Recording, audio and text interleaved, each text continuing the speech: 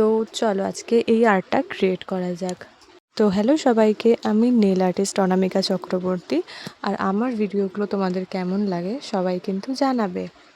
তো প্রথমেই আমি এখানে একটা বেস কোট অ্যাপ্লাই করে নিয়েছি, সিলসের ট্রান্সপারেন্ট বেস কোট। সেটাকে আমি ইউভি টর্চের সাহায্যে ভালো করে কিওর করে নিয়েছিলাম। দেন আমি এখানে নিয়েছিলাম একটা অরেঞ্জ কালারের শেড, এটাকে আমি অ্যাপ্লাই করে ভালো করে কিওর করে নিয়েছিলাম। দেন আমি এখানে ডাবল কোট অ্যাপ্লাই করে আমি এখানে টর্চের সাহায্যে কিওর করে নিয়েছিলাম। তারপর আমি এটাকে অফ ক্যামেরাতে ভালো করে ড্র করে নিয়েছিলাম, এটা লাইন্সগুলো। তো এটা হচ্ছে লাইন্স ড্র করার পরের মুহূর্ত।